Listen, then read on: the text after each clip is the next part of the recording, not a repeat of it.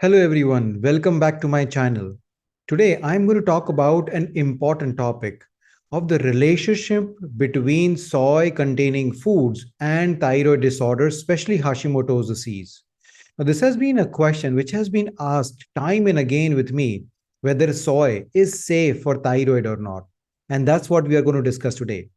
Hello, everyone. I am Dr. Anshul Gupta. I am a functional medicine expert. I help people reverse their thyroid conditions by making personalized functional medicine plans. So, let's delve into the topic of soy and thyroid. So, several years ago, there were some couple of research studies which showed that soy might not be the best for thyroid disorder patients. And since the time, there has always been a controversy and a big question among people whether they should consume soy if they have thyroid issues or not. So let's delve into what the research says. So soy is a very popular food world over, especially because of the high protein content which soy has, especially for people with vegan and vegetarian. Now, let's talk about the research regarding soy and thyroid specifically. So, the research study suggests that soy might not be the best food, especially if you do have a thyroid or Hashimoto's disease. Now, let's discuss why. First of all, soy has something called phytoestrogens. These phytoestrogens actually interfere with the female hormonal system. Females have estrogen and progesterone.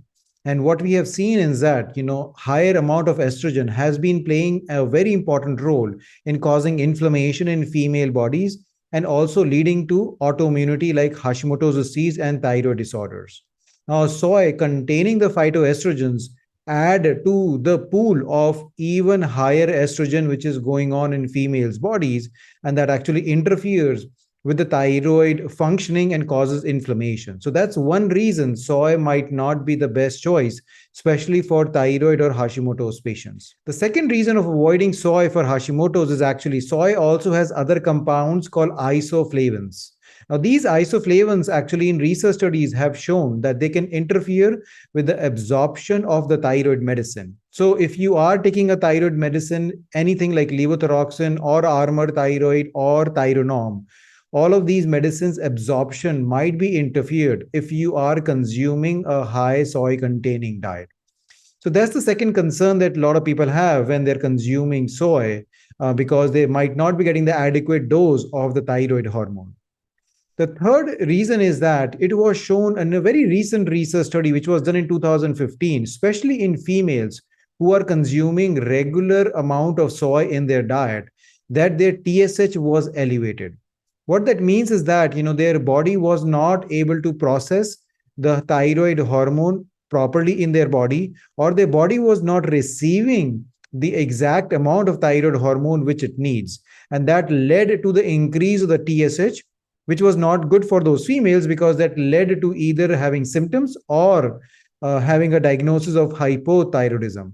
Now, interesting fact was that this effect was only seen in females and was not seen in males, and they do not know the exact reason for it. So, what we conclude is that if you are a female and you are at high risk for having a thyroid disorder, or you already have a thyroid disorder, then again, avoiding soy might be good because soy might be interfering with your body's ability to process the thyroid hormone. The next situation of thyroid and soy is that soy also comes into the category of food which is called goitrogens.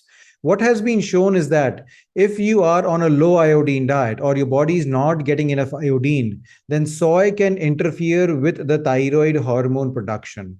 What soy does is that soy doesn't let your thyroid utilize the iodine which is available in the body, and that interferes with the thyroid hormone production. And as your body is not able to produce enough thyroid hormone, then you're diagnosed with hypothyroidism, or you need more and more medications because of that.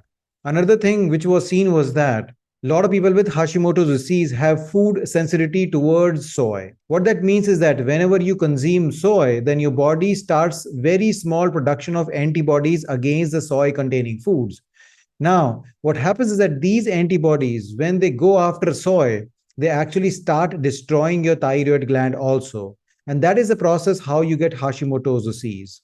And it has been seen, especially with people with Hashimoto's disease, they have very high chances of having food sensitivity towards soy. So it is again a better reason to avoid soy, especially if you have Hashimoto's disease. So you see, these are all the reasons for you to avoid soy, especially if you do have Hashimoto's disease. A lot of people will get concerned that how are they going to get their adequate amount of protein, especially for vegan or vegetarian. So we have all these different sources. Get your protein, from your lentils, legumes, beans. Get your proteins from quinoa.